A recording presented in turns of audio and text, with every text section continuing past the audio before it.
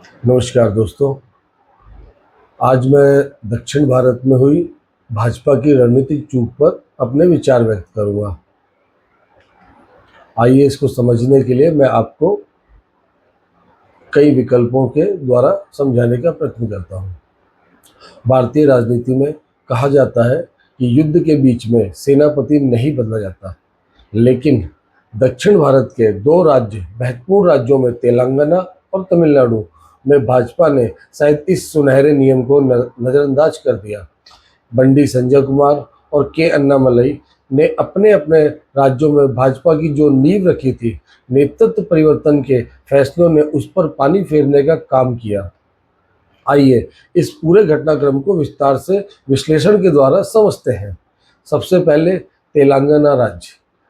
बंडी संजय कुमार ने 2020 में जब उनको कमान मिली तब राज्य में भाजपा को एक मार्जिनल प्लेयर माना जाता था, लेकिन बंडी संजय कुमार ने अपनी आक्रामक कार्यशैली से पूरा नैरेटिव ही बदल दिया। वह जमीनी नेता थे, जमीनी संघर्ष करना जानते थे। उन्होंने लगभग 1200 किलोमीटर लंबी प्रजा संग्राम यात्रा की।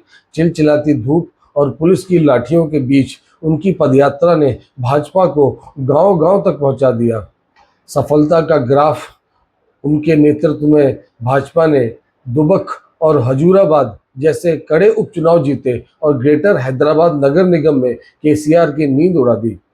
उसके बाद भी गलती कहाँ हुई बीजेपी से? 2023 के विधानसभा चुनाव से ठीक पहले जब भाजपा को फिनिशिंग टच देना था, तब आंतरिक गुटबाजी को शांत करने के नाम पर उन्हें हटा दिया गया और उनके हटने से कार्यकर्ताओं में यह संदेश गया कि पार्टी मैच फिक्सिंग कर रही है। कांग्रेस ने इस शून्य का लाभ उठाया। वह सत्ता विरोधी वोट जो बंडी संजय के साथ था, कांग्रेस की झोली में चला गया। आज वे केंद्रीय गृह मंत्री हैं और केंद्र में अच्छा काम कर रहे हैं, लेकिन क्या राज्य पे उनकी वैसी ही पकड़ है जैसी पहले थी? क्या जितना उन्होंने जिस प्रकार की फोर्स के साथ काम किया और जिस प्रकार से मार्जिनल प्लेयर को एक मुख्य विपक्षी दल बना दिया, क्या वह फिर से कर पाएंगे? आइए अब हम दूसरे राज्य तमिलनाडु पे बात करते हैं। के अन्नामलई।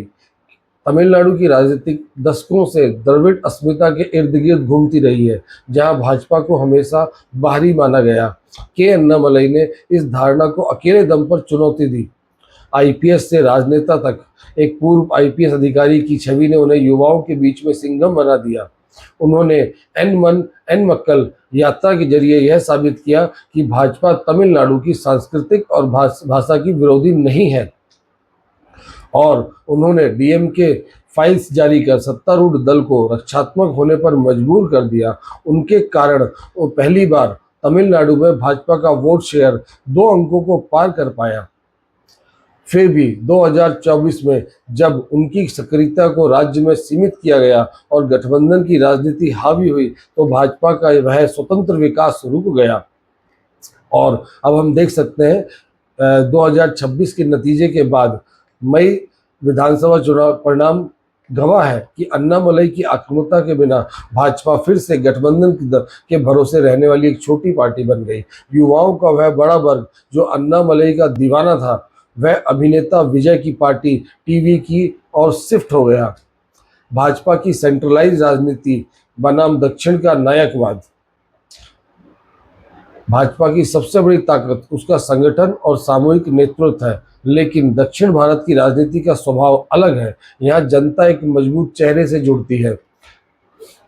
बंडी संजय कुमार हो, अन्नामलई हो, मास लीडर थे। उनकी लोकप्रियता पार्टी की विचारधारा से भी आगे निकल रही थी। शायद दिल्ली में बैठे रणनीतिकारों को लगा कि व्यक्ति संगठन से बड़ा हो रहा है और यही सोच भारी पड़ी।